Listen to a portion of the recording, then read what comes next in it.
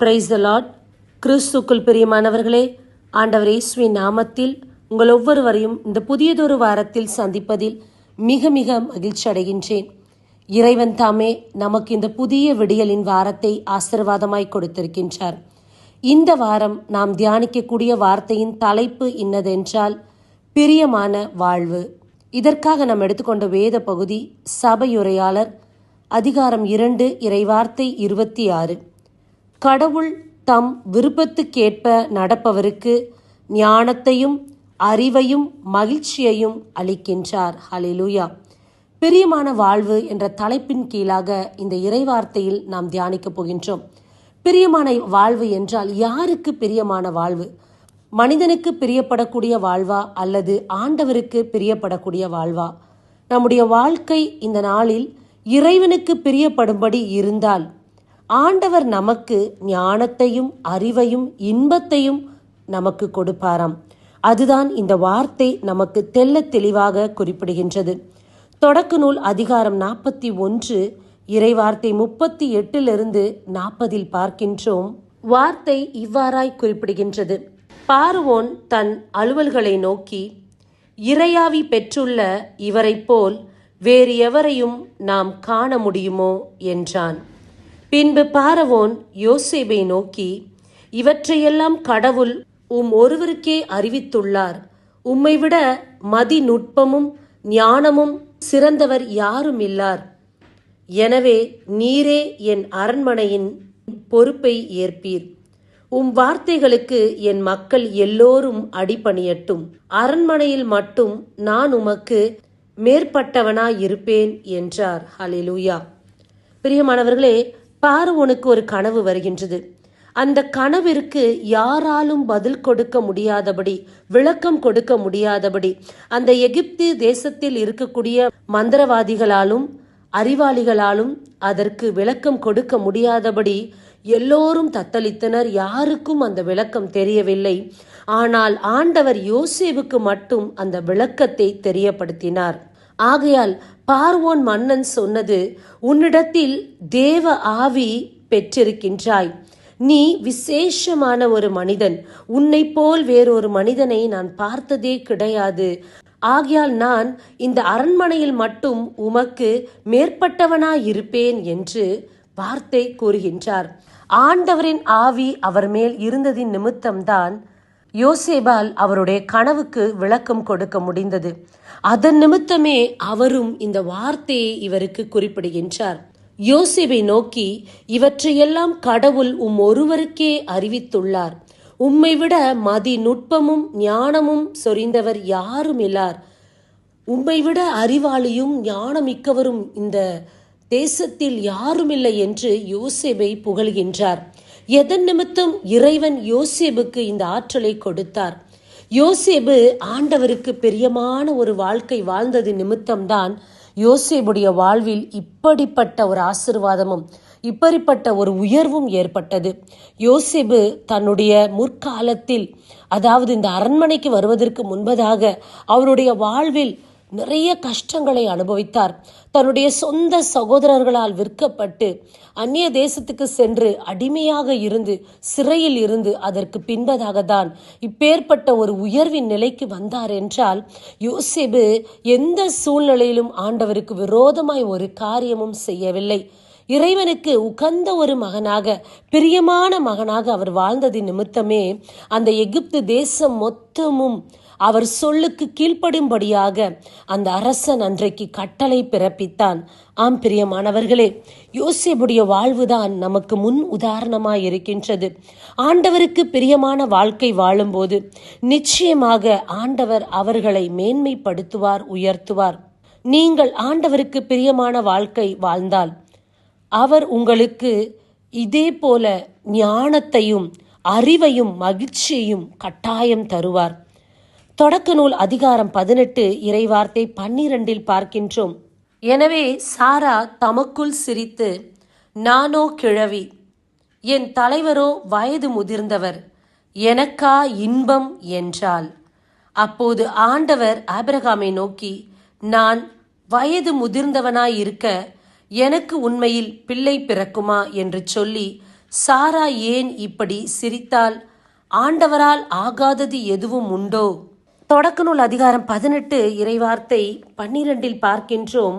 சாரா சொன்னது, நானோ இந்த நாளில் கிழவியாகிவிட்டேன், எனக்கு 90 வயது, என் கணவரான ஆபிரகாமுக்கோ 100 வயது.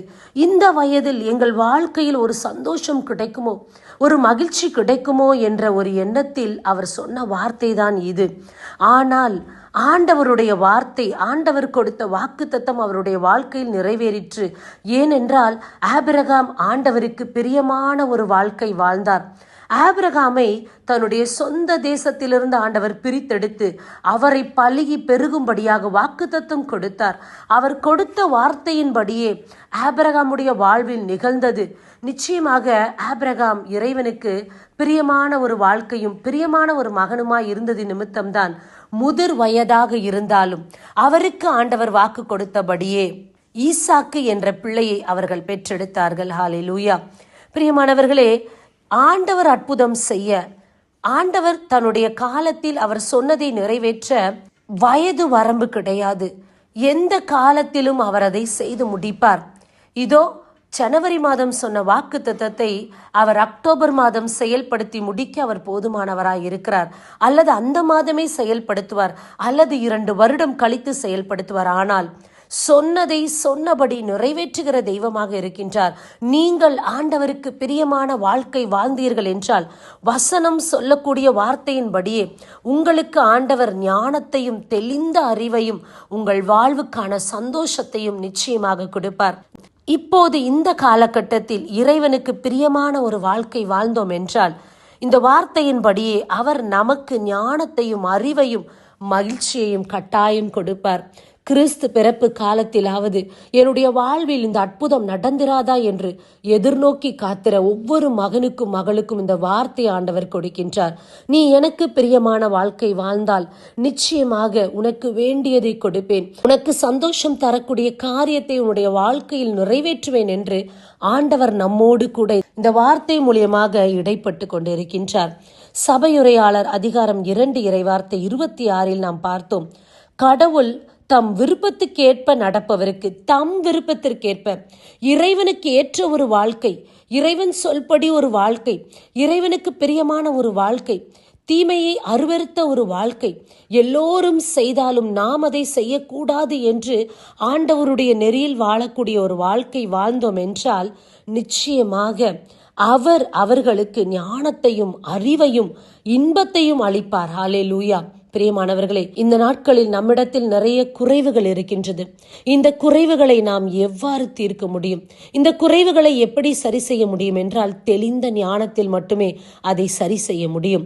ஒரு பிரச்சனை, ஒரு போராட்டம் நம்முடைய வாழ்வில் வருகிறது என்றால் அதை அறிவாற்றலோடு மதிநுட்பமாய் நம்மால் செயல்பட முடியவில்லை என்றால், இறைவன் கொடுக்கக்கூடிய அறிவை நாம் பெற்றோம் என்றால் நிச்சயமாக எல்லா சூழ்நிலைகளையும் நம்மால் அறிவாற்றலோடு மதிநுட்பத்தோடு திறம்பட அந்த சூழ்நிலையை எதிர்த்து நிற்க முடியும். என்னுடைய வாழ்க்கையில் மகிழ்ச்சி ஏற்படவில்லை, ஒரு இன்பமான காரியம் நிகழவே இல்லை, ஏன் என்னுடைய வாழ்க்கை வறண்ட பாலைவனம் போல இருக்கின்றது? ஆண்டவருக்கு பிரியமான ஒரு வாழ்க்கை நாம் வாழ்ந்தோம் என்றால் நம்முடைய வாழ்வு வறண்ட பாலைவனம் போல இருக்காது. நிச்சயமாக மகிழ்ச்சியை உண்டு பண்ணக்கூடிய தெய்வமாக அவர் இருப்பார். மகிழ்ச்சியின் காலம் நம்முடைய வாழ்வில் இருக்கும். இன்பத்தின் காலங்களை தேவன் நமக்கு கட்டாயம் கொடுப்பார். இதோ சாராளுக்கும் ஆபிரகாமுக்கும் ஆண்டவர் ஒரு காலகட்டத்தை நிர்ணயம் செய்து வைத்திருந்தார். அவர்களே தீர்மானம் செய்து விட்டார்கள், இனிமேல் நம்முடைய வாழ்வில் இன்பம் நடக்காது, பிள்ளை பெரு கிடையாது என்று, இதற்கு மேல் என்னால் பிள்ளை பெற்று எடுக்க முடியாது என்று அவர்களே தீர்மானம் செய்தாலும் ஆண்டவர் சொன்னபடி, ஆண்டவருக்கு பிரியமான வாழ்க்கை அவர்கள் வாழ்ந்தபடியினால் தேவனால் கூடாத காரியம் உண்டோ என்று சொல்லி இதோ ஆண்டவர் அந்த காரியத்தை அவர்களுடைய வாழ்க்கையில் நிகழ்த்தி அவர்களுடைய வாழ்க்கையில் ஒரு இன்பத்தை கொடுத்தார். ஹல்லேலூயா. இந்த செய்தியை கேட்டுக்கொண்டிருக்கின்ற நமக்கும் ஆண்டவர் இன்பத்தை தர வேண்டும் என்றால், நாம் எதிர்நோக்கி இருக்கின்ற காரியம் நடக்க வேண்டும் என்றால் ஆண்டவருக்கு பிரியமான ஒரு வாழ்க்கை வாழ்ந்தால் மட்டும் போதும். நிச்சயமாக ஆண்டவர் நமக்கு கேளாத சகலத்தையும் கொடுப்பார். நாம் எண்ணுகிற இன்பத்தை மட்டும் அல்ல, அவர் நமக்கு கொடுக்க வேண்டும் என்று நினைக்கிற பல காரியங்களையும் பல ஆசீர்வாதங்களையும் நிச்சயமாக கொடுப்பார். இதோ இந்த நாளிலிருந்து ஆண்டவருக்கு பிரியமான ஒரு வாழ்க்கை வாழ்வோம். இந்த ஆசீர்வாதத்தை எல்லாம் பெற்று மகிழ்வோம். கிறிஸ்து வருகை காலத்தில் நம்மையே நாம் மாற்றி ஆண்டவருடைய வருகைக்காக நம்மை தயார்படுத்துவோம். அவருக்கு பிரியமான ஒரு வாழ்க்கை வாழ்வோம். ஆமேன். God bless you. கண்களை மூடி ஜெபிப்போமா. இரக்கமே உருவான இறைவா, அருமையான வார்த்தை கொடுத்ததற்காக நன்றி. இந்த வார்த்தை மூலியமாய் நீர் இடைப்பட்டு எங்களிடத்தில் இருக்கக்கூடிய தீமையான சுபாவங்கள் மறைந்து உமக்கு பிரியமான ஒரு வாழ்க்கை வாழ வேண்டும் என்று என் தேவன் இந்த நாளில் எங்களுக்கு இதை நீர் கொடுத்ததற்காக உமக்கு நன்றி செலுத்துகிறோம். இனி வரக்கூடிய நாட்களில் என்ன நடந்தாலும் சரி, என்ன நடந்தாலும் எதுவாக இருந்தாலும் ஆண்டவருக்கு பிரியமான ஒரு வாழ்க்கை நாங்கள் வாழ்வோம். இதோ நீர் சொன்னபடியே ஞானத்தையும் அறிவையும் மகிழ்ச்சியையும் எங்கள் வாழ்க்கையில் கொடுப்பீர் என்று முழு மனதோடு நம்புகிறோம். எங்களையே நாங்கள் மாற்றி இந்த ஆசீர்வாதங்களை எல்லாம் நாங்கள் பெறும்படி என் தேவன் கிருபையும் அனுகிரகம் செய்வதற்காக உமக்கு நாங்கள் நன்றி செலுத்துகிறோம். இந்த ஜெபங்களை எங்கள் இயேசு கிறிஸ்துவின் நாமத்தில் நாங்கள் ஏறெடுக்கிறோம். உயிருள்ள தகப்பனே, ஆமேன். பிரியமானவர்களே, இந்த வார்த்தையை பலருக்கு பகிர்ந்து கொடுங்கள். எல்லோருக்கும் இது ஆசீர்வாதமாய் இருக்கட்டும். ஆமேன். God bless you. சிங்காசனம் வீற்றிருக்கும் தேவமைந்தனா, சிங்காசனம் வீற்றிருக்கும் தேவமைந்தனா, இங்கு பங்கமுற்ற பசும் தொட்டிலில் படுத்திருக்கிறார், இங்கு பங்கமுற்ற பசும் தொட்டிலில் படுத்திருக்கிறார்.